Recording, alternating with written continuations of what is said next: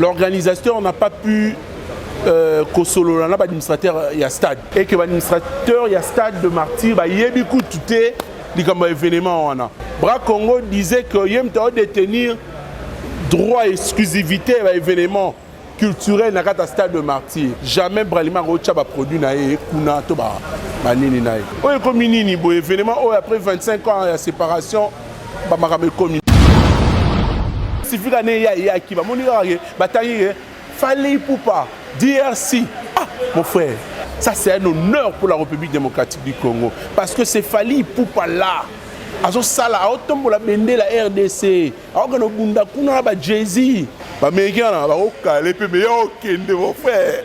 Avo bina kolega bango. Je te dis. Aïe! Bandeko Bobolingo, yokelanga eloko oyo. KLP Distribution, chez Luc Koulapa. Yeah! Société KLP Distribution, ezali spécialisée na distribution ya ba boissons alcooliques. Lokola, whisky, champagne, vin, PMI Susu, bazali koteka ba boissons non alcoolisées. Lokola, Coca, Fanta, Ozamo Bimba.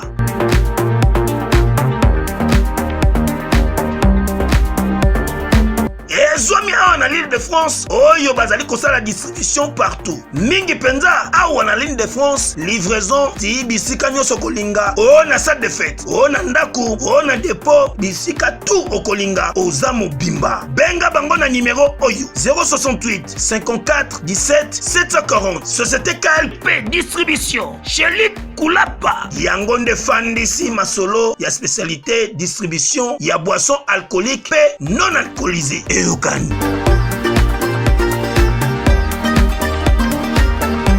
Une fois, on a tout le monde image on va tirer un indiscipliné.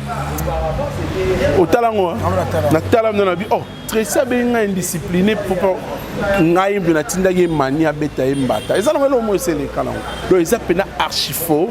Banaki, bana poto bana mikili. Yokelanga eloko oyo. Soki olingi ovanda na ba condition ya kitoko belengi. Tala esika ya kovanda yango yo. Flotte Hotel Joli Kabelo CPI. Awa soki oye. Ezali kambote kendo kosomba bakiti to nini te. Nyonso ezali. C'est-à-dire que awa okoyaka kana bilamba ya pamba. Okokuta tout ezali. Cuisine, salle de bain, chambre jolie kitoko. Bambetu ya nyekese, salon ya VIP, toilette. Awa kutu kolobate po atami kate kwei. Okoliango jolie kitoko, microbe ezali distrait. Courant 24 heures sur 24. Minda pelelele. Soki courant kei. Mobangi na groupe électrogène ezali wana. Oko sentir kutu teke. Courant ikendaki. Awa makambo ya okendoko luka mai na bakantine. Ezate. Mai pepele nyama. Ezali kobima neti kaka awa nde izini ya régie des eaux ezali. Posoki mai kake kei bazali na réservation ya mubange nango awa mbala moko ekomi kobima joli kitoko boko sentir kutu teke mai awa ekangami. Awa bazali meme na bar na bango oyo batu ya libanda bakota kate. Flotte Hotel Joli Kabelo CPI ezwami na avenue Bula numéro 115 quartier Adoula na commune Bandalungwa. Référence Église Mangembo. Na Flotte Hotel Joli Kabelo CPI nyonso pepele neti kaka na film.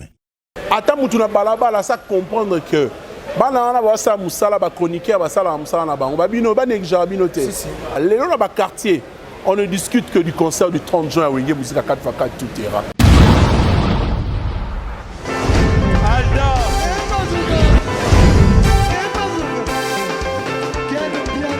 Personne ne va conduire, on est quel bien. Ailleurs, il y a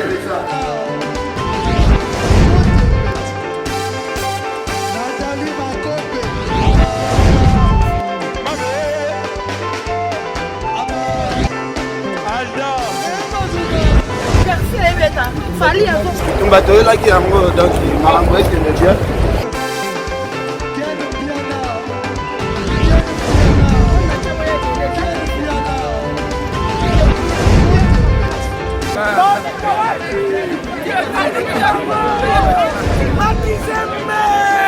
Ah bon? J'ai des livres mon conduit. Ouais. Ah, ouais, This is London. This is London City.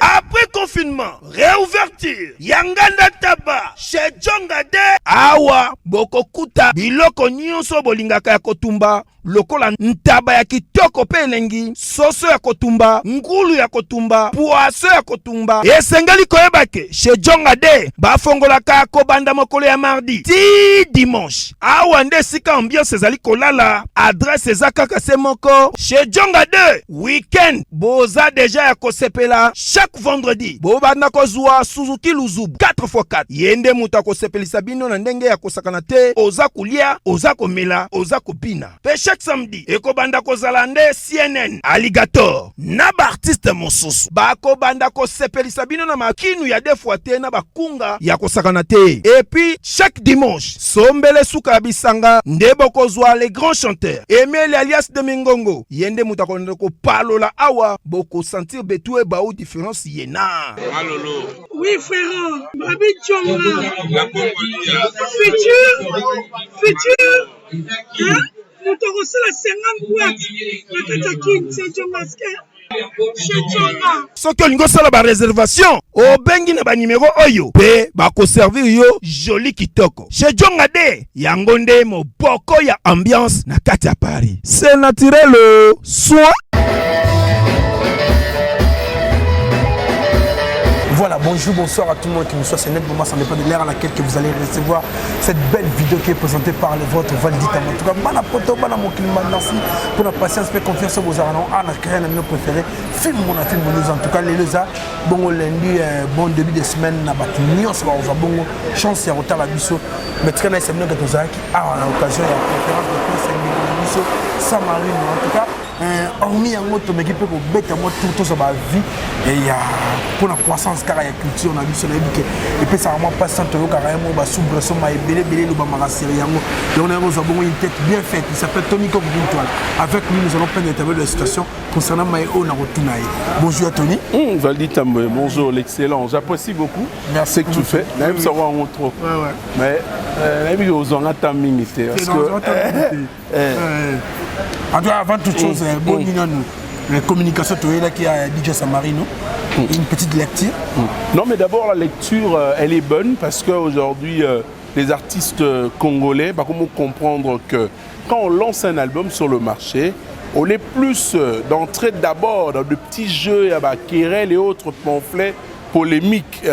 Faut d'abord faire appel à la presse congolaise tout solo là moi puis ça te stimuler album avec nos questions Banin Nabiso, Torolingani ni promotion loko et salam. Alors tant on y est salam à conférence de presse et puis ça ramaka mopé na album et à moto. Félicitations à Samarino pour son tout premier album qui vient de réaliser. D'abord c'est un artiste talentueux qui fait du bon boulot depuis qu'il était DJ. Moi FC Sazara DJ dans la tiki DJ de la comique Yemba, c'est bien. Album bien travaillé avec quelques featuring, une collaboration étroite avec d'autres artistes. Ça c'est une bonne chose et te féliciter vraiment artistes Alikanso Azur Ben Sapso Presse, Babino, Valdi Tambo, Batamaele, Ken Piana. Félicitations à Kouloutou. On a dit trophée vraiment au mérité. 20 ans de carrière. Merci. Merci beaucoup. Il y a ça qui vous a nominé. Pour se dire maman Zaïné. Je dois d'abord rappeler que c'est la troisième fois que ça a un trophée à meilleur chroniqueur culturel. On a commencé il y a longtemps ce boulot, Valdi, depuis 2002. Je suis de la chaîne éducative CBS. Peut-être que nous avons l'élo. On a commencé il y a longtemps. L'actuel ministre de la Communication et Médias, Excellence Patrick Mouya Katemboe. C'est un frère à moi, un collègue, to bandi. Voilà, to bandi na bango CBS. Et ça, la biso bien mon le biso na biso tout à CBS. Tous évolué dans la chaîne presque belé dans Mboka. J'ai fait 20 ans, c'est en 2002 que j'ai commencé avec la radio télé scolaire CBS. Mais à moi, tout le monde a relevé FM à l'époque, une radio communautaire qui existait ici au Congo en 2001, en 2001, mais c'était pas vraiment une activité. Mais l'année active, c'est 2002 que j'ai commencé à CBS. Il y a des lecteurs ni Rossel, yo sali 20 ans 2 décennies na musala vraiment donc c'est que moni marambe belé za témoin oculaire ya marambe belé pe auriculaire ya marambe belé et l'artiste ni recèle la évolution et culture na mingi côté musique. Alors s'il faut parler de la culture c'est ça dans la culture qui dans la musique la charité bien ordonnée commence par merci bon on reste là il faut dire aussi que culture nabiso na nérolobé dans la musique il y a un long moment d'ailleurs on avait perdu déjà place au biso doit occuper surtout en Afrique hein, la place d'Aton.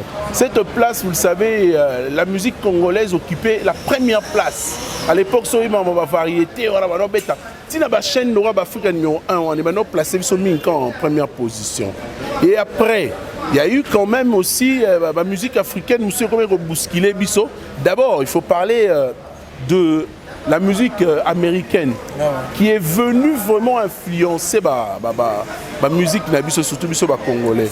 De là déjà tu venais de perdre déjà peu moins ni nabiso.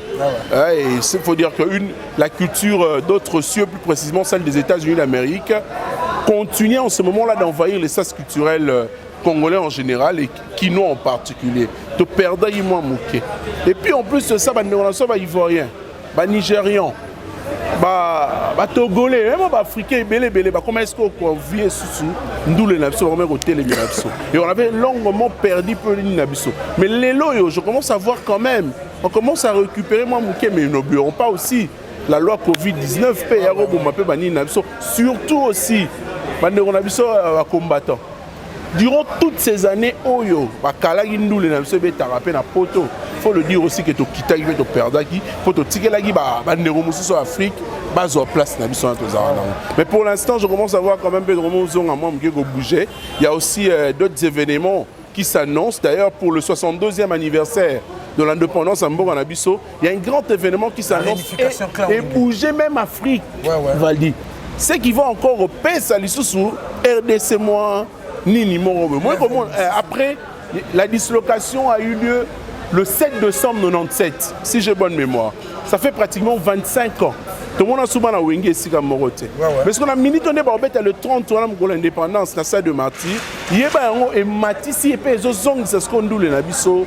C'est un événement. C'est un grand événement. Tel que Bambo rebelle, Sangani Bobaya, pour Baya au Talandou, la wingé, musique à 4x4 tout terrain. Après 25 ans de séparation.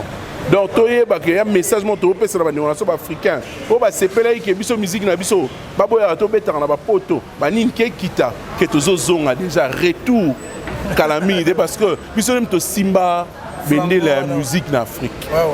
Mais là t'es cool tout est-ce que né to moni na obate que ba s'éclipser mais nenge to moni ba ndeko musu na kata projeté parce que ça fait débat. Absence comme monsieur moi cool tout na moi taillant vous on appelle Marie surtout il a fait rigolo là par exemple et puis ça moi polémique na toile on s'en rend tête. Peuple de Dieu, ministère des affranchis, avec l'homme de Dieu, l'ambassadeur du Christ ici sur terre, le prophète Emmanuel Dodi. Bamemeli binomo bangen na fête de la moisson, oyo ekobanda le 28 mai, pe ekosila le 16 juillet. 50 jours, ya jeûne et prière, to se concentrer, tolo na potobuka, nanzele lo sambo. 50 jours, ya fête de la moisson, yaya ezali occasion mutu azangate. Papa kumba mama nabana libota mobimba tozala au rendez-vous kaka awa na ministère des affranchis kobanda le 28 mai kino le 16 juillet 2022 et mongo clôture nango mama yaka na mama e kozala somme na foire internationale de Kinshasa fikina tokuta na biso nyonso baye babotaka te bakobuka mabota baye bazangi misala okobuka travail pe ba résultat ya ndenge na ndenge oyo azana malade ya kobuka guérison mais bana ya poto bakozala au rendez-vous bana na nzambe ya mokili mobimba ngai mama na bino mbili ya belle esika na tiba kolo awa nakomi déjà affranchi esika prophète monene Emmanuel Dodi prophète azo sala miracle so nga na tiba kolo esika donc bo solo ya libo sembo ezali bozanga te na milulu monene ekozala le 16 juillet na Fikine clôture ya moisson boya ebele soki ozali awa te tinda ndeko na yo aya akomona miracle akosoba pamboli na ye nalingi bino mingi bandeko shalom shalom shalom bana na nzambe bato nyonso balingaka nkolo tobengi bino bongo le 16 juillet na foire internationale fête de la moisson avec l'homme de Dieu le prophète Emmanuel Dodi les affranchis nyonso peuple congolais toyebi ke musali na nzambe nzambe azosala puissamment. On vous invite le 16 juillet ngamoko pe na kozala wana na libota mobimba to ko expérimenter le boko ya musali na nzambe Emmanuel Dodi fête de la moisson l'homme de Dieu Emmanuel Dodi moto azana eloko nzambe le 16 juillet à la fois foire internationale tous en mapamboli Anatikana kumisayo amen Anatikana yembelayo amen Tikana sanjolayo amen amen Alléluia amen. Le prophète messager Emmanuel Dodi, l'ambassadeur de Christ sur terre, alobi mokolo wana akosangisa lola na mabele pona komema mapamboli guérison pe miracle na vie ya bana nzambe oyo bakozala au rendez-vous na Fikine même ba oyo bakozala connecté na internet le 16 juillet 2022 na kati ya Fikine. Fête de la moisson, référence biblique Lévitique 23 15 à 16 Psaume 126 5 moto Zangate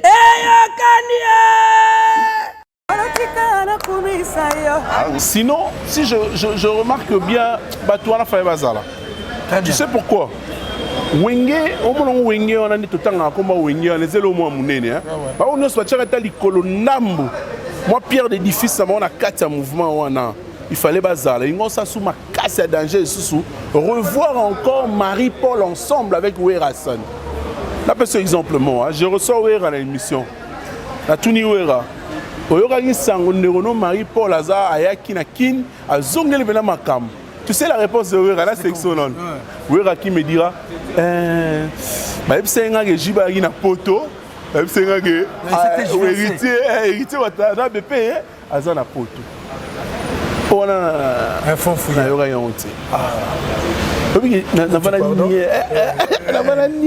La caméra, excuse-moi.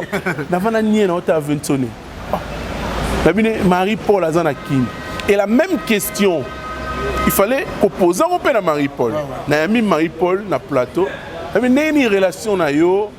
Bon, c'est une polémique. Ce n'est pas une polémique. En fait, c'est dans l'idée aussi également d'accroître l'audimat de l'émission. Il y a des fois, on a des questions justement pour déranger un peu. Moi, invité, quoi bimisa au hasard dans les réseaux sociaux. Voilà, il y a un élo, il y a un peu fort le balélo, et comme on quitte ça va gaz. Déjà, c'est un média non contrôlé. Et il y a une vitesse dans le monde. Tu dis en oka. Mais il y a des choses moi difficulté où il y a mine na nina bino mais là il m'a même évadé au ben dans bien. Yo mo ba dans le format commentaire aux alelo. Ya solo. Et ça la goya. Na yebi ke batebere bazala que comme soit c'est pélaté na analyse à batou. Pas na rofinga golo mais bon. On a analyse objective quoi. Ouais, moi parce que moi je n'aime pas trop coach moi mbri. On a sûr qu'il fallait wenge pena ba betela so ba nyonso wana. Coco par exemple. On a évité Manda Aozala déjà. On y a même moi Pierre de fils Ferrego là. On y a même gâté logo mona wingé à bête grandeur d'esprit. Moi tu entends comment faire par exemple. Je n'y attendais pas tant que nous répondons normal. Vite tous les soubresauts on a monté la télévision va clasher pour na mon va bête qui monte pour la Tony Coco boina boy tout le monde va faire communicationnel ouais ça c'est vrai c'était aussi un moment qui m'avait pas trop dérangé parce que la naga souffrir ma famille en ce moment là parce que ce qui est vrai hein n'aille jamais la routine d'amisser moi avec un musicien. Et puis ce jour-là, moi je tiens à plateau. Moi trop. Ah ok, d'accord. Je me permets encore de. C'est une histoire vétuste, hein, mais je me permets encore de parler de ça. Nazara na plateau. En ce moment-là, ma mission est na plateau. Ma camoué les libanda. Pourquoi? Moi, je ne fais que rendre mon émission. Je relance les débats. Tu sais comment on est tout ça là rendre. Mais il y a toute une équipe oh bah ça la salaire c'est la biso va éviter ozomona na yebaraté kutu tu vois le tour informatif là le défilé on a ça là wana na yebaraté que je vais recevoir qui na mon rare réalisateur mtaye la ngaba peut-être dans ma tête c'est bien il y a un leader moko wana ni na yebi parce que oh nyo c'est ça la ma wana réalisateur mtakoti la ngaba oh ba na le galibanda na yebi na ngakuti na vande na ngana kits na ni mais na yo moi makelele libanda. Je posais la question à mon réalisateur qui ne voulait pas qu'il ait quitté le plateau pour qu'il y ait Libanda. Il y a une discussion, il y a d'accord, ça va. Valdi, je ne connaissais même pas qu'il y avait Mani qui était là, en Bassi. Et puis il y avait mon jeune frère Tracy, que j'apprécie beaucoup d'ailleurs. Mais une fois, dans tout le monde a imagé que je suis indiscipliné. Au talango, oh, Tracy a été indiscipliné pour ngaïm de natinda ye mania beta e mbata. Et ça non le mot c'est les canons. Donc ils appellent archi faux. Nous sommes libres dans internet ça nous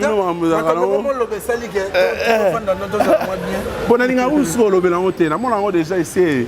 Et les cas moi je suis là pour la promotion de la culture congolaise. Cette culture qui a inspiré plusieurs cultures africaines. Par exemple, si tu vois la bambo au Loroba Nigeria, on en a le tout à l'heure, il y a des musiciens qui sont inspirés de la musique nabiso. Oui, par exemple, Kavacha. Le rythme Kavacha, paie à son âme Mary Djonge Kereme. Le drummer, il batteur, drummer, il y a Zaiko Langalanga. Il y a Mary Jo, Mukolo Nzembo à 77 fois 7, Autokufa. Rythme, on a un béto, papi kakol paza, on a un rythme, crac, crac, crac, du genre. Le style, le son du train, que papa m'appelait le son du train. Les Nigérians s'inspirent en haut. Comment on bête, comment on se afro, bête, il y a la musique na bango. Bazouara style na biso, ne uta pas na biso. Payer belle Afrique, bazouango. Donc culture na biso, on a rapport na le kuma culture na biso. Fallait ba benga, bande konde au lobby na o bazangi ba beta. Mais ngai pena na tikala jamais otina musicien mora beta musicien. Non ça là moi faut tant comme on est bini babino yom doit derrière cette pièce montée. Non. Non, preuve on est aujourd'hui l'artiste musicien Ferrego là à l'Andelia calmement Likambango. On a tous compris que Tony n'était pour rien. Ce jour-là Faina Yambarebo. Faina Yambarebo. Bah y a Tracy. Alors il faut dire qu'il n'y a rien. Et là on se couvre en paix. Tu vois, la RTGA, Valdi, il faut rappeler que la RTGA est l'un des médias congolais le mieux placé dans le giron de médias congolais. C'est une grande chaîne de télévision. Nous devons du respect à la chaîne Wana. Parce que ça n'a pas été chaîne Wana dirigée par une grande dame, Madame Christelle Mwabilou, et la chaîne à Mounen. Heureusement que Ferrego là le padre, d'ailleurs que je félicite pour son album, bien travaillé. Donc comme analyse du contenu. D'accord, naïvi déjà. Oh qui m'a là le babongo. Naïvi de choses qui m'a nini. Bah qui zara aux aramuta ya fali ya solo. Voilà quoi coloration bah de colorama. Net je vais te dire une vérité. Dans mes 20 ans de carrière, on a plus de 8 groupes différents. Il y a orchestre différent. On a tendance. Même temps, il y aura des accrochages, il y a eu quelques tractations. Il y aura des guéguerres, il y aura des Tony a Tindi Mouta Beta. Non, c'est archi faux, c'est pas mon genre. Non, mais ça, avec toutes ces insultes et ça, en ce moment-là. Non,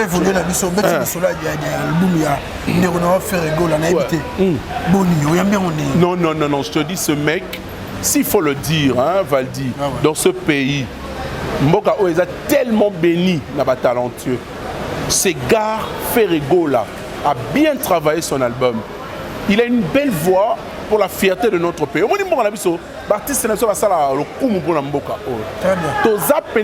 premier pays en Afrique. Il faut télémara numéro 1 en Ndoulé. Pour tous les talentueux, mon frère. Félicitations à l'artiste pour l'album. Tu retrouves style et belé dans cet album.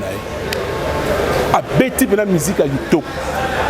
Et c'est ce qu'on a un moment où notre travail de soutenir l'album d'artistes Nabiso, de stimuler un opponent, les Nigérians, les Ivoiriens, les Canadiens, les Kabiso, pour déjà dans un complot pour les Nabiso. Rappelle-toi un moment, on a sur Côte d'Ivoire, dernièrement, on a un festival à Femioa.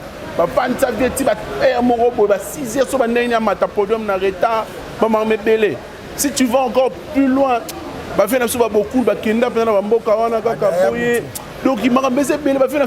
nous perdons aujourd'hui de grands noms de la musique congolaise. Alors, Tozotika, Fali Nabiso, Ferregola Nabiso, héritier Watanabe, il faut promouvoir bango pour nous kumamboka na biso. To pesa bango valeur wana na bamboka musuba zoaka mon cher. Tangela nga artiste libanda ni na ba obeda na RDC ba sala ba plein. Il y a pas si faut y avoir la musique na biso ya numéro 1. Mais aujourd'hui par exemple, car artiste ne fort ba salaka. Et là l'artiste Michel Fali Poupa azali nominé na Beach Award. On est la 4e fois. Mais c'est l'information que nous avons francophone, il faut comprendre. Il fallait que nous ayons la 4e fois, il faut comprendre. C'est déjà un événement organisé par un pays anglophone. C'est pas pour trop parler, peut-être je suis allé aux États-Unis plus d'une fois. Pour nous français, mais au moins, l'honneur est que tant on va inviter l'artiste Nabiso wana. Moi je vois déjà mon invité na nino wana États-Unis à Beach Award. Ça c'est un honneur pour la République démocratique du Congo parce que c'est Fali Poupa là. Azo sala autombo la bende la RDC. Aoga bunda kuna ba Jay-Z. Oui, bah Jay-Z, non? Bah Beyoncé, bah Rihanna. Bah tu as best international. Mais évidemment, mon frère, ça le coup pour na biso. Nga biloko bon on aura bien. Azone trophée, azone unité. Et ça dans l'autre. Il suffit d'aller ya qui va monira bah tailler Fali Poupa, DRC. Ah, mon frère. On est honnête, Valdi. On est le coup mambo na biso, mais il y aura un jour. Il y a le mouton mataté chez l'homme. Il y a des révélations de l'année, bah ni. Un jour, un musicien congolais aux oreilles, trophée il y a américain on a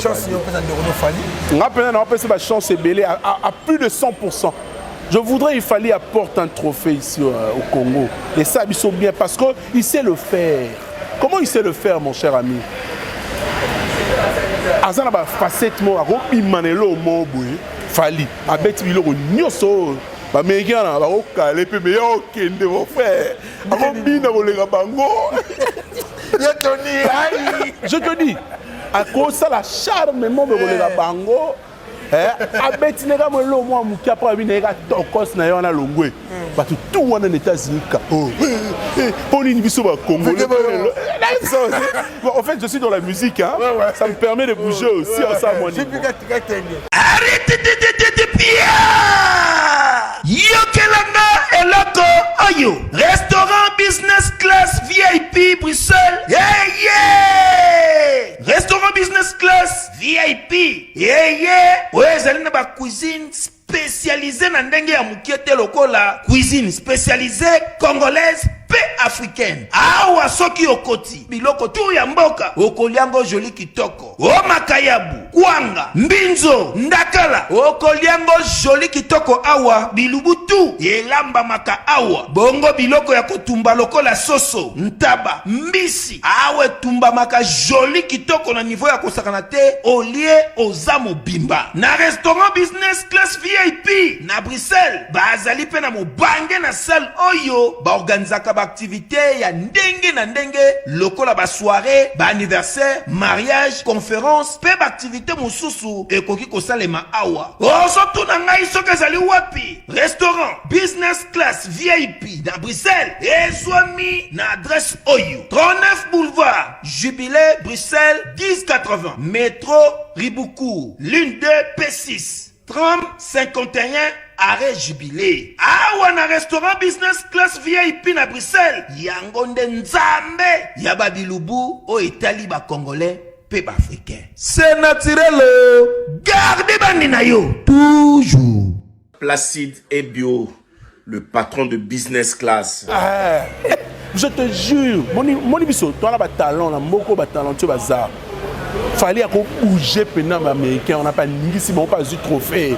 Parce qu'il peut, même faire hériter, Wera, JB Pano, Oazé quoi, le Vera, bon, moi, on soit dans le tango. Non, je peut-être dans le tangité. Mon cher, c'est un honneur, je te jure, Valdi.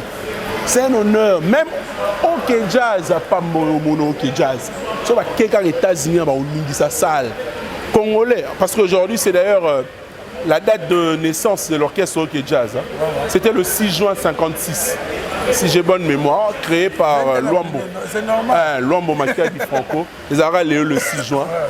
OK Jazz, on peut se référer. Mon frère, il ne faut pas qu'on néglige les artistes et les musiciens congolais. Il ne faut pas négliger les artistes et les musiciens congolais, mon frère. Il y a un moniteur de Yara, tout le musicien bien. Biso mo faut te kaba musicien na biso bien. Quelle est la place de la polémique dans cette musique? En fait, polémique est dans la place ici sous tes temps, on a pas polémique est dans sous tes. Tant dans ezalaki, moi je commence à voir que comme abilo mo akala. La place aujourd'hui Valdi Tamboué, c'est plus la place à la concurrence loyale. Pourquoi? La concurrence loyale crée une émulation. Et une émulation crée le succès et l'envol d'un artiste. La concurrence loyale, même dans la presse, comment? Entre toi et moi. Je te vois, Valdi, recevoir un grand artiste musicien dans l'émission, dans YouTube. Mon cher, on appelle l'émission dans YouTube. Il faut que appelle un artiste, c'est mon il y a un mounene. Il y a une concurrence loyale. Donc, ce qui est peut-être fallu pour pas. Ah, ok, nini. Mais c'est mon super bon peine, il y a ça l'effort à Kende P. Nini, on a Matissa, Matsandoule, mon frère. Et ça a soutenu la polémique, on est dans le soutien. Ils ont apporté dans le soutien.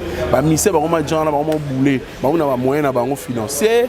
On crée mon pas on a bango banini ba pe na bana na ba famille ba zo balaka.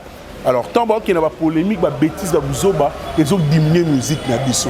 Mais ce qui est sûr, na bi répondre à l'émission na biso talama. Et comment font moi les ghettos. Et comment moi Abilini. Il y avait dans les autres pays, est-ce qu'il y avait quelqu'un qui te regarde quand tu filmes le film, on a Ken, ils sont bien ça. Ah ouais, chef comme dans nos oreilles. Non, ce n'est pas Ken, non, il n'y a rien. Donc, ce n'est pas le moment polémique, mais 20 ans de carrière, on a Tangeli, on a Salinini. Lélo, il faudrait plus Moussala que la polémique des Angatina. Moi, Lélo, on a Bino, plus. Moi, on a pas conscience. On pas conscience. Les choses changent. Pour l'instant, on a mis ça bien Mobimba. Et ça qui te autant ça, analysons rapidement. Puisque je viens d'avoir un trophée. Il y a meilleur chroniqueur culturel 2021. Et aussi 20 ans de carrière, ça fait du bien comme ça. Et la commission Nzambe, famille Nanga, et en même temps, la corporation. C'est là où on a Isaac Maï. On a des sponsors. Mongo. Maïouetou, Madame Toubeta Bakati, des fois, dispensante, les grands déclarats, un mystique, Pablo Kin, Tangaray, Pablo Kin, on a fait Luanda Banini, Ndule Banini, Matoazo Yaka Kwanza, et ce Mati, au santé de Souvent, il y a Angola. Dollar est au moins donc bato babimisa dollar ba somingi de quoi ba kwanza ozana yo pour ça ta fait il faut uzana ba 10 000 kwanza ba 20 ba 15 000 kwanza ba okobimisa rebele et nota Pablo Kini dispensante merci betanga maman la surprise Isaac Maï abombela un secret bon ça tinda bena beaucoup cadeau anniversaire car j'ai eu de larmes aux yeux, hein. Tu vois, la métier absolument belé. Valdi, on aura le temps de faire une émission. C'est qui est sûr, s'il faut résumer toutes tes questions, la musique congolaise, tout zone à niveau de la ce qui est polémique, on a de 2 ans. Tout ça, on a nous les caca. Mais qui est bien. Il va succès à la musique, la musique, on résume on a tout à l'heure. C'est un phénomène. Même si on a beaucoup de richesse, en fait, permets-moi de dire diable. Vous comprenez? Ce qu'on tient, on tient dans les Américains, on a travaillé bango. Et Makila biso ba Congolais. Succès naïe, ça biso bien. Dernièrement, c'était lors de l'ouverture de la cérémonie de l'ouverture de la Cannes. Cannes Zaïna Cameroun. Tu vois comment l'artiste a électrisé le stade. Hein? Électrisé. Non, la ligue là-bas. Tu vois, moi, je célèbre sa fierté. Parce que la RDC était absente dans la Cannes, mais présente la République démocratique du Congo par Fally Ipupa, un artiste musicien congolais. Fier de l'être aussi, il s'est présenté dans le stade et ça a été honneur en Abisso. Là, Abisso, mon frère, on a un musicien à Mokoyo. On peut télé ma boue, ma rebelle royate. Musique, on peut comme il y a moins de français. Autant qu'il y a des musiciens Rwanda, on va aller musiciens là-dessus. Et on a rendu là. Attends que toi il a rendu. Bah non, on met un doule là. Na Marty. La communication est Laurent Sokoko. Je ne suis pas trop, mais je m'intéresse quand même. Mais moi, ce qui est bien pour moi, je commence à voir que Maramouana est comme ça atténué. Nini, phénomène combattant. To umeli ne logo quoi ici nous les nabiso. Nous les nabiso et c'est un bon ba misa ba beta ba poto ba nini tout ça. Si ko so Maramouana sili. Mais pas si ça va l'amiable. Oui, comme 80 000 et bimaki, oh nini, qui combattant, il y a comme aussi la moins valeur. Comme si on peut rebailler, si tant que montant tel et bimaki, l'hôtel et bimaki. Mais moi je suis content ici là. Ce que je suis ici, il va évoluer. Mais ça, c'est un problème dans ma politique. Même si ma politique est ça, pour arranger ce pays et pour avoir une paix durable dans ce pays, ça ne demande pas assez que Bakale, les musiciens, les raté pour Mboka. Tous les habitants de pays voisins, mon frère. Il faut arranger ça dans le pays. Et s'il a raté, Rwanda, il y a un bloc à problème. Tu connais le bloc à problème? Rwanda, Ouganda, Burundi, Wazan a raté dans le Nabiso. Alors, il crée un Mébélé Est Nabiso. Tu sais, quand une partie du corps est malade, c'est tout le corps qui souffre, Valdi. Sur ce, pour l'instant, Bissonio se photo téléma. Les à la combattant dans la poteau. Sa musique, ça c'est une analyse personnelle. Hein? Je ne n'impose pas. On peut passer dans la logique, on est là, on a dit au moins, on a but, tout télé, ma bisognon, son assima phare d'essai, pour tout long, les années Estambour, on a des années. Voilà. Ce que je peux dire, c'est ça. Une dernière communication pour toi, on a bisou. Aujourd'hui, pour la promotion, il y a un site, il y a un concert au bien événement dans les 30 jours dans le stade de Marty. Et nous, tu vois déjà les 5. Dans quelques jours, dans 25 jours, tu es aux Arawana. Mais est-ce que la communication est malade? Au fait, communication, la mauvaise communication tue la communication. C'est la communication, oui. Tu comprends, Valio, ça là, il facilement. C'est Liboso ton ebandaki ezali no moi pas tort, eta mon moi pas tort tu mon robot. Ce qu'on a moni lelo communication concert commis. Ata mutu na balabala ça comprendre que bana na ba sa musala ba chroniqueur ba sala musala na bango babino ba negra bino te. Ba biso to sa musala na biso biso na ba bayana biso ba banda avant biso na ba biso ba leki boya sima. Na ba o bazale nyoso to sa musala lelo na ba quartier. On ne discute que du concert du 30 juin à Wenge Musique à 4x4 tout ira. D'abord, il y avait peut-être une mauvaise communication en disant que nous, il fallait annuler et que l'organisateur n'a pas pu l'administrateur il y a stade. Et que l'administrateur il y a stade de Martyr, il y a beaucoup de événements. Deuxième communication à Mabé Nayoka, la guerre de grandes firmes brassicoles, c'est-à-dire Primis, Bralima, Bracongo. Bracongo disait que Yem doit détenir droit et exclusivité à l'événement culturel dans le stade de Martyr. Et que en termes de concurrence, Bralima, il n'y a jamais, parce que Bralima a signé un protocole d'accord dans Wingeo et qu'il y avait un masse à production. jamais Bralima Rocha va produire nae kuna to ba nini nae. On se disait mais ah oye comme nini bo événement oh après 25 ans de séparation ba makame comme Noko yo mutoko sama mingi na ba escroc pe o mata bangomba ya mangengenge ona kosala ba jeune prière o nyonso ozwa likambo ya voyage ka se simba kate tala agence de voyage ya solo pe assure yango yo agence de voyage Orso Traveling awa bazali kosala musala kitoko pote ozwa visa na yo na pete nyonso kasi tunanga nini bazali kosala pe réservation ya ba hotel pe réservation ya billet na yo na bamboka lokola Chypre, Cuba, Albanie, na 2 semaines ya pamba, ozwi visa na yo mobimba na niveau ya 2 fois te. Pe espace Schengen, ya kosaka na kutu te, okozwa visa na yo kitoko, na mbongo mukie lekete penda, ozwi visa na yo, pe o voyager na kimia nyonso. Agence Orso Traveling, ezwami na numéro 397, boulevard du 30 juin, référence Kin Marché, Expel Store, na commune à Gombe, en agence de voyage. Orso Traveling, bazali kosunga bato poto okende poto na pete nyonso po bato ya lokuta bakomi ebele non supporter bagangi.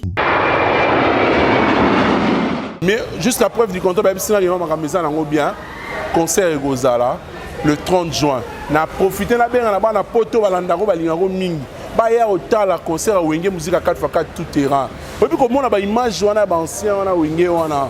Hein, on reste qu'avec les images vétustes. Les images vétustes, c'est comme l'image, on peut dire, le tout dernier album du groupe Wenge Musique 4x4 Tout Terrain. C'était l'album Pentagone, sorti en 96. Après Papa Chéri, Aérobimsa, Feu de l'amour. Là, il avait fait appel à Maman Sané Moussouba Beta. Là, déjà, on sentait déjà que moi, Guéguer Moro Bezagi entre Bango. Mais au moins, comme on a Bango Sangani, J.B. Ouera, Blaise Boula, Alain Makaba. Baba Soka ba Ferré ba Marie-Paul Ferra boire à ta maman Mukena Wingeti. Quand on a pensé à œuvre phonographique de l'Obaga. Batia Bangoka et puis j'allais aussi ajouter Batia Petamo va enlever les rideaux ba tout l'aura hérité Watanabe ba Beta ba Bill Clinton ah ba pour Nathan Mwandambo ba musicien ata o ba Beta na Wenge Teme baza ba musicien oyo ba leader à Wenge on a ba bimisa et au salama bien c'est une façon d'accroître le dimat. Ouais. Tu sais le stade de Martyr à 80 000 places assises si j'ai bonne mémoire pour commencer plein na monta ba tché 5 000 francs droit d'entrée bon ils ont un belé mais c'est aussi bien t'as la producteur a bimisi mbongo de faut pas cotater ma porte est déjà ouverte au fond la gestion le gouvernement pour jouer un jour emblématique pour la Moka Rabiso et ça il y a indépendance fête indépendance le gouvernement c'est aussi le 62e anniversaire de l'indépendance. Je pense que le gouvernement doit accompagner concert Wana parce que les première fête pena madame mandat Fachi fête pena indépendance pena a fêté pena parce que on est passé par coronavirus. Oui, maman, mais belé. Je pense que moi, la minute on dit que je vois les 30 juin, maintenant, il faut fêter le gouvernement faut accompagner. Merci Koulou, tu l'as dit que belé batalaki. Si on peut ça va monter pour film. Et pour ta la fort. D'ailleurs, il va s'engager, il paraît, Katagi Bino, Bezongi. Moi, je suis très content. D'abord, je félicite Ken Piana parce que dans peu de temps, Katibino mais abonné bazongi soit belé na talagi na CP fort ça prouve que CP la na musala bosala surtout toi j'ai l'habitude de te suivre quand je te suis je me dis ah attends tu es compté parmi mes conseillers oui je t'appelle quand Likambe baby c'est Likambe baby bara na denga yo la phrase mon anolo bateau et presque tautologie ça me valide tant que tu es déjà un comme pour nous personnel. Pour les autres, on va aller là sous moi. Je crois. J'en profite d'occasion. Voilà, j'en profite de l'occasion. Voilà. D'ailleurs, mais ce que tu fais, j'apprécie. Et puis, tu vas commenter, on va apprécier. Mais ne sois pas pressé. Ne sois pas pressé. Puis, convier. Je fais 20 ans à la télé. Les loyaux, il y a des gens, il y a certains gens, dans la TV, apprécier baza bateau bandagi, nanga peut-être moment moko be babandaka avanga bon peut-être babandaka chronique musicale ou culturelle avanga. Moi j'étais dans les animations matinales mais apprécier nga so na oleka ba komelanga ba message musu na kola so téléphone nanga au mona na zelo leka on va tout molanga yo prêtre na biso so yo leki na zo info comme ça lobby dimanche j'en parle. Ça me fait du bien. Je vais pas citer les noms hein, mais ça la rend bien que batona Tony nana kufaka un tel jour. Journaliste, ministère n'y a pas pour faire tel. Le bureau est mal. Ça me fait du bien. Éviter de perdre contact avec Koulou. Avec grand frère, il y a Vénonceau Pati en base. Arrêtez la Belgique, vous faire bien dans le Mambaloba. En tout cas, il y a qui vraiment éléphantesque. Allô, Banini. Côté comme un rechange, les camarades. En tout cas, il m'a motivé, tu fais bien ton travail, tu fais ça, tu as bien ce qu'on a fait, tu as pas le lait de ma vie, tu as pas c'est quelqu'un qui a commencé avec moi à la CBS. Oui, on a pas Ayebi Moussa la TV. On est bon. À côté, il m'a amené Moussou, il y a une forme dans la CBS. Il a toujours propre, il y a un bilamba. Mais c'est un journaliste. Puis on y a Eric Chikouma. Maman Salanga 2 millions, les grands coachs Roger Marley, tous ces belles to format que tu vas confondre Kouchou, Florent Bantam te format moi ni ne sais pas danser à CBS. Jésus Noël Cheke, qui est le DIRCAP du ministre du Tourisme. Aux hommes, tous ces belles, les gars ici, mon ami journaliste à CBS, ils sont ensemble. Mais Valdi, qu'on vit à rater. Merci. Les lois Mouninga, l'obéza yayo. Quand la peau des poteaux tenés, voilà moi micro. Et l'on est commis. Chausseur au débat poteau. Non, il presse Bakali. Courageux. Anniversaire heureux anniversaire à toi Prince Bakali. Courageux. Courageux pas qui m'invite. Akimande. Oh, visez en cours. Quand le soleil n'est plus visé en cours. Qui rien sauté. Donc bon, je vais quand même saluer. Je vais quand même saluer. Il y a encore un gars que j'apprécie beaucoup avec ses analyses. Petit Aïdor. Merci beaucoup. Tu vois, c'est par lui que j'avais appris que bon, il disait aussi inconditionnel en disant que Coco Dulasso, Abetaki et Melia. Bon, j'avais vu, bon, là, dans une version solo, ça les a amené. Parce qu'au niveau de la micro, je ne sais pas si il y a un montage bien comment Odilasso a confirmé, mais moi, je n'ai pas de il va rester dans le téléphone, à Zolo, il mais quand on peut monter, je vais répéter. Bino peut bébé si pète. Vraiment, il va bien bon pour talama. Maintenant, je vous félicite aussi pour l'occasion de vous féliciter. Merci beaucoup. Sur la paix, honneur, vraiment, il y a copie, vraiment, donc félicitations. Merci beaucoup, ça me va donc. Moi, je te suis trop. Mais il faut tout d'abord vérifier chaque information, puisqu'en commençant d'abord par ces rôles qu'on nous a demandé de faire. La collecte est importante, également en passant par ces traitements-là, qui nous donnera cette diffusion importante. Alors si jamais...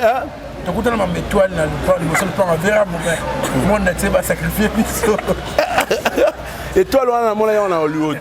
Oui, on a Michael Jackson. Véran Star. Moi,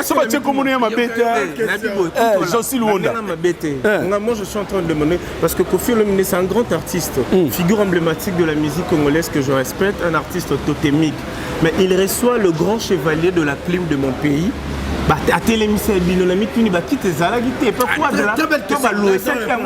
Tu peux répondre, mais moi je pourrais aussi dire, mais mieux répondre. Il y a aussi des interviews exclusives. Moi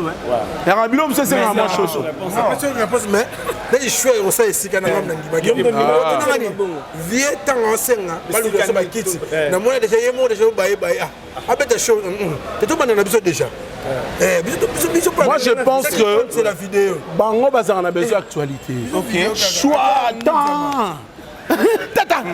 Ça se passe partout, hein, Luanda. Attends, on a pas une occasion. Kofi n'est pas n'importe qui. Mais je ne crois pas que c'était occasionnellement, parce que Kofi est occasionnel. Oui. Peut-être que on va bien qui est. Tu as combien de choses tout le monde petit mon livre c'est la finité elle vient dans le studio là il y a une chose à côté mon nenge pena ma bête c'est comme si ça mutu mo dans mon esprit que les gars batunyoso pour éviter mission monter à Congo bimia l'improviste bon ya mbiomba surtout Kofi Olomide non mais c'est quelqu'un alinga actualité atala kalanda rapena fallait aussi réagir. Alors une réaction et à hôtel ma bon ça la paix un moment bien. Les gens ont besoin de ça. Mais c'était bien, félicitations. Est-ce que déjà parce que l'actualité, il y a Étoile Luana, nous avons suivi ça, mais si Kofi Olomide à Dallas. Je crois que il y a autre chose à trophée, mais éviter ce que parce que tout le monde que Kofi Olomide à Dallas parce que ça fait très longtemps Kofi Olomide qui est aux États-Unis. Est-ce que vous avez réfléchi de faire les analyses par rapport à ça parce que j'ai vu les images. Donc bon, moi personnellement trophée biloko on a tout grandiose pour Kofi Olomide. Moi personnellement nous allons étonner dans notre parce que Kofi Olomide aujourd'hui il représente les pays partout où il est. Donc, et puis Kofi Olomide est la légende de solo. Parce que ce que tu as dit, Kofi apparemment c'est chaque jour, à ça la mise à jour, il y a musique, il y a performance, au moins la Kofi Lelo aujourd'hui, parce qu'aujourd'hui nous sommes invités par Samarino. Mais au moins on a bien que Kofi Olomide a yépé na ngambu ya Samarino, a salipelo mobwe succès. Notre génération, nous étant que chevaliers de la plume, on doit soutenir encore cet artiste. Malgré Kofi Olomide peut aller la rater, il y a Laurent Nzambe. Dans Alingarola, la tête, il y a actualité Mikolo. Parce que j'ai suivi même les audios, il y a Charlie Prince, Azoki Marambouya, il y a Coco Dilasso, Nanani. Il y a Coco Dilasso dans l'audio. Ah, vraiment, Nani, venez quoi dans l'actualité, na biso, Nicolas Bétoile, na bango, Bétoile, on est où t'as pas na bino. Je ne sais pas si vous avez suivi. Vous avez est-ce que le problème, c'est que nous avons véracité, c'est analyse du contenu. Est-ce que c'est vraiment Coco Dilasso dans mettre le message ou un truc monté? Nous, étant que journalistes, il faut ça investigation. On appelle Coco Dilasso parce que, en fait, la personne il est libre. À quoi ça l'appelle audio wana? Mais si il y a authenticité audio. Oui, et comme ça analyse de la comme Coco Dilasso que ba bêter la kio que je suivais l'émission sur internet Martin. Jusque là tous ont aimé les Alouba peut-être. Mais Emile avait parlé. Mais Emile apparemment c'est vrai, il y a Coco Dilasso Tabeta, c'est vrai. Il y a une analyse, il y a Boyango, il y a Badi, la façon dont Emile a levé là, apparemment l'histoire était vraie. Franchement, moi je ne dis jamais information au Yosa. Alvin, pas Vincent. Emilia a relaté l'histoire, comment ça s'est passé.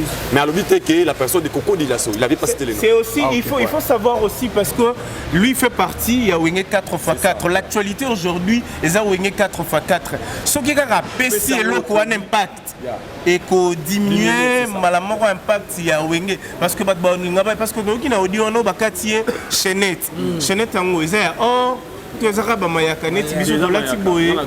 donc il faut l'andelango Mayaka ngazaki na Pullman ouais ça Mayaka les gens qui avaient filmé ça il y a que des lobbies dans investigation ni lobby na ngala kei il fallait ça y à 8h ngala combien na 9h c'est vrai je t'avais suivi quand tu parlais ça là on a Pullman il y a que nous dans les solo on les a investigation donc on a commis sur les lieux na côté na kati ma réception tout le monde va s'entraîner na beza na tout le monde na na s'inscrire n'expliquer nga boye na kati kuna faut na réception boye na passeport pour remplir pour mabina mon entraînement wana na tout nier na donc relater na sengi pour permettre to au film ta filmer ça mettre il t'a filmé sur le téléphone OK ouais donc tout ce qu'il avait dit dans l'émission Emilia j'ai confirmé vraiment que c'était l'histoire était vraie mais avec ma précision peut-être il y a lobby tout est.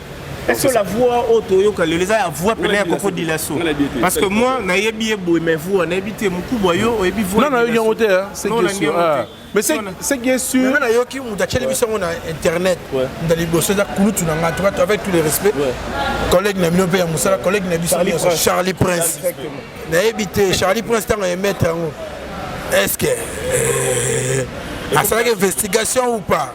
Je vais recevoir Charlie Prince. C'est un ami. Mais vous étiez en train de parler d'un événement important aussi. Ezaki a comment Kofi Olomide. Le moins important. Moi je pense qu'on a aimé il y a Bitumba Oyo. Photo pour Mayango pour un événement le 30 juin Ezoya. On peut quand même laver les linges sales, c'est là mon famille Balobaka. Tobo Soko, la photo de l'événement au Ezoya le 30 juin.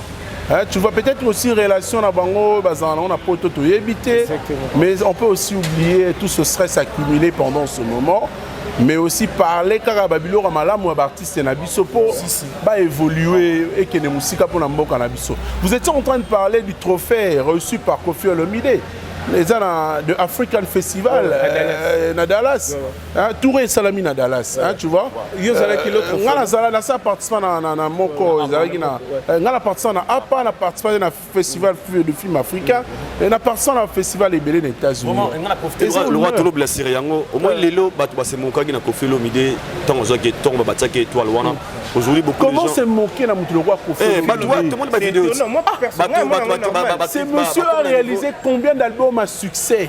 Et si jusqu'aujourd'hui, il est là, la tendance soit l'élo actuel là, Kofi Olomide à Zakaka. Tu sais que cet artiste. Oui, mais un artiste Oyo, au cours de ta musique, il a fait un mariage. L'élo. Ti lobby. Na fête, so obi ma lobby. Et Kofi Olomide par exemple. Et là on appelle ça l'analyse mon abord. Mais t'as pas les alors on est ma bête. Kofi Olomide ça pour la musique ya basi so ya ba. Non.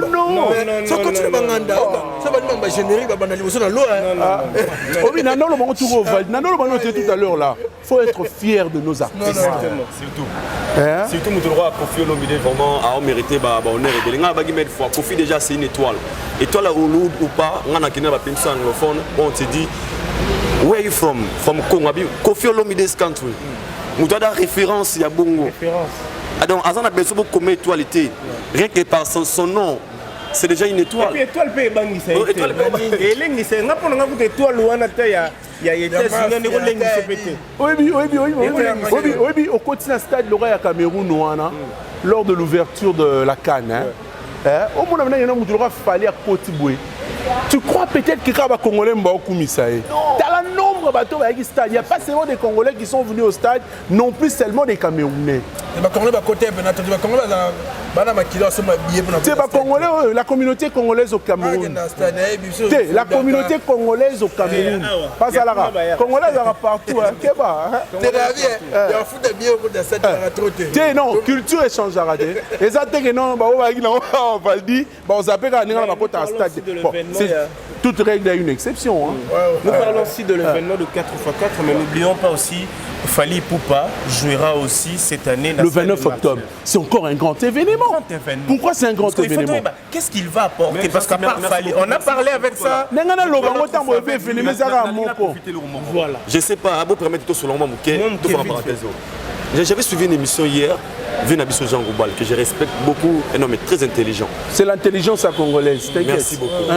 Et là, on a vraiment choqué ou bien confus en anglais. Jean Goubal a dit que Wenge est un non-événement. Événement le 30 juin. Je ne sais pas trop où idée. Non, en fait, si ce idée, c'est une très bonne question que tu as posée. Ça, c'est un point de vue, un avis personnel. On se comprend. Tu n'as pas de question dans l'événement. C'est référé à non, on n'a pas un événement parce que 25 ans après, un groupe qui a commencé avec un énorme succès en 88, un groupe qui a inspiré plusieurs jeunes aujourd'hui. Beta ensemble, l'album a succès, orchestre miné n'est pas dit Nicolo et que le 7 décembre 97. 25 ans après, Zongi c'est le groupe, on va rêver. Na bano ba yoka bango te ba mona bango te ba yoka ba œuvre na bango ba mona sko ba jibe na ba wera ba Alain Pe la banane sika moko na stade de Martyr, un grand stade le rôle à oya biso wana mela rabato et comment vous mena na ba match te et c'est événement papa muta na ba vie na les avis sont partagés au fait. Moi personnellement. Et alors pour Jean Goubal c'est quoi l'événement? Abi yani c'est l'événement c'est qu'il y a est. Les événements, sur la guerre ici, sur la Est. Non, d'abord, c'est un événement parce que aussi, Mbongo est au côté d'un concert Rwanda. Balobi Barola, qui n'est pas baveuve ya basodo bakufi na este bakokende mpe kotala bana ebele kuna na este bakopesa mbongo wana na nini yango wana il faut faire appel na bato baya concert wana. Toi tu es contre ces concerts? Moi je suis pas contre moi, mais moi je vais ajouter juste quelque chose par rapport à l'idée ou bien à propos à Jean Koubali. Moi personnellement au moni Jibem Piana, tous les deux Jibem Piana na Weronson, baza bato oyo bat ba reva bango. Siko moi pour ezala événement lisusu ya munene et il fallait créer les biso télé-réalité mobo ezala waouh. Au moment tout le monde ba BOB, ba tche bango na manoir morobo et o ezali que ba sponsor ba koya. Baby que par exemple tout ça par exemple dans une grand hôtel mobimba. Ba créer pendant que grand hôtel pour Wenge. Sikoyo na kati wana ba mécène bayaka ba répéter moi maintenant que tout le monde ande jibala mukana tongo jibe se réveille pardon na kati yote attention normalement il y a ba surprise ezali Babylone va préparer peut-être cette éviter pourquoi nous créer la kaki biso beto moi une émission oui c'est le chargé de communication à maison la fin justifie les moyens na suka n'aura des po mambona nga na bomba raté ba pesi nango batu mbongo nga na roya de la télé mala pesa idée na ce qui est sûr aussi le producteur a bimi simbongo ebele on a besoin mbongo abino bolinga ba télé réalité na bolingi wana ba nini ebele on a TV c'est Valdi oui bien on a la télé réalité parce que normalement déjà il fallait mbongo e banda okota dès maintenant na ndenge nini na stade extension il fallait créer compte YouTube Moroboé pour un événement à YouTube, Instagram, TikTok, Marambutu. Déjà yebisanga Ivaldi, ngana yo penande tout ça bosso tobi, babi werabaza par exemple dans un grand hôtel. Télé-réalité so par exemple samedi, bon là nango direct na YouTube. Babi combien mon ba côté ça na YouTube. Non mais peut-être on ne sait pas qu'est-ce qu'ils sont en train de préparer. Qu'est-ce qu'ils sont en train de préparer là, on ne connaît pas. Et comme le loup ne se mange pas entre eux, même si on a canisnayo, on a un salon, on l'aime sur. En tout cas, non, c'est un peu de yoki ma romi, mais non, c'est un peu de ça de monter à la biso. Ok. Dans le Luka, semaine on est au bandi. Attends vendredi. Tout ça plateau spécial, tout le lobby la maraille. Pour moi, que ma campagne est bien montée, ma au lobby, mais que je t'en sous tenté VR. Et puis moi il y a qui na ilanga bana bana na ngote moi si moi non préféré plutôt Baxana Thierry Mombaya en tout cas et ça na bien obi go sali no casting bien tant otangi nga Thierry Mombaya c'est un jeune frère ami que je respecte, collègue que je respecte beaucoup, que j'ai beaucoup d'estime azale ki na la linga mingi obi place no stokendaro so ba pesi biso ka parole et que y a un micro tel bossa vanga na respect wana oui gazo un micro pena bina pesa na kulutu micro ça me fait du bien et puis il est intelligent hein? Il n'a pas réfléchi à bien ça la analyse bien si à Thierry Mombaya vendredi ah je suis trop pris à l'église pour jeudi par exemple jeudi yo ti ata jeudi to vendredi au benga to calé biso nyonso moi si napona na ponelo hermoro quand aux arabes biso merci vraiment d'habiter une dernière communication je veux saluer ma famille balanda bino mingi on va prendre nga ma sœur na tout bana miki moi je suis né dans une famille féminine je suis le cadet de la famille ma grande sœur na tout bana poto donc toutes mes sœurs sont en Europe et puis enfin dire je parle de toute ma famille parce que nami bal na bande wa bas ba onyo so nga iga na tika na lela na Congo central na biso na biso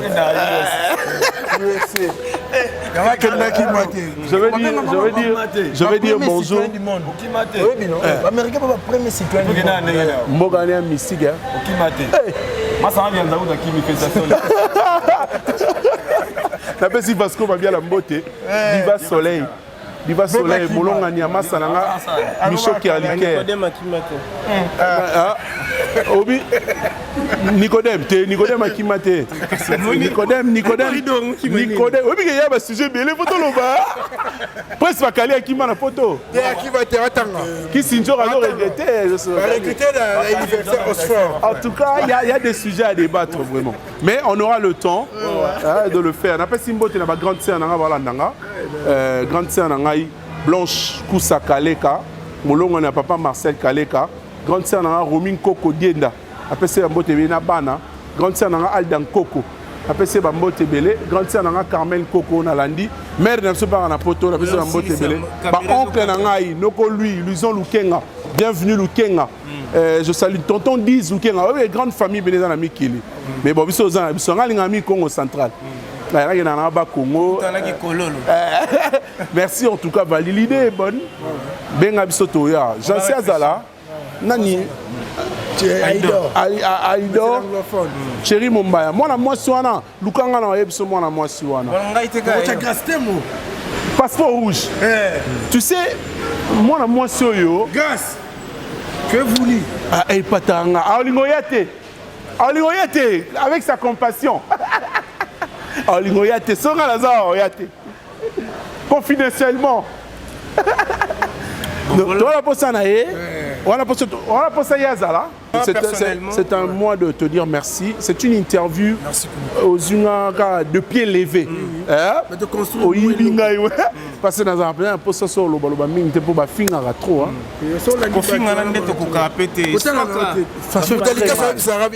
Ce qui m'a fait très mal, dans la vie, nous sommes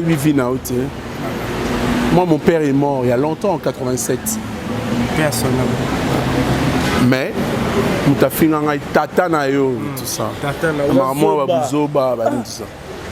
Mais bon, bref, on va faire une émission. Merci. Donc voilà, moi je ne vais pas monopoliser la parole. Valdi, merci. Tout réfléchir, ndeni to vanda. Tout sur la sujet c'est belé. Sujet vraiment c'est belé. On doit aussi non il y a mais il malheureusement polémique. Parce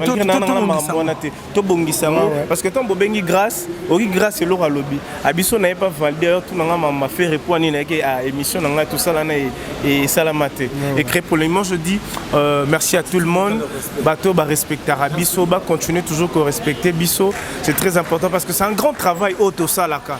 Tout la mukaranatongo pour tout le qui nous luka information et puis voilà les lots kutani awa. Moi je dirais un grand merci à tout le monde et puis nous rappeler que je suis maintenant chez RTVS 1 chaque samedi à partir de 10h30. Vous êtes artiste, vous êtes porte-parole, vous êtes mécène, vous avez besoin de participer dans cette émission, de parler de vos actualités claires et limpides.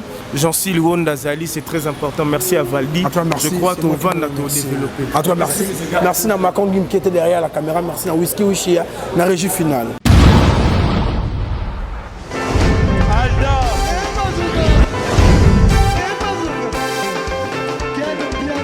Personne m'a conduit, on est quel bien. Ailleurs,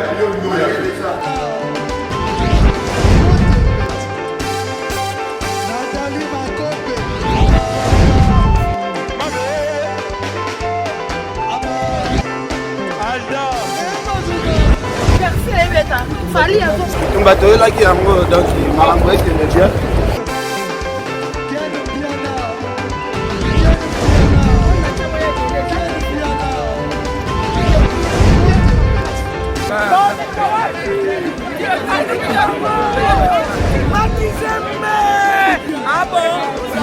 Gideline Mokonzi. This is London. This is London City.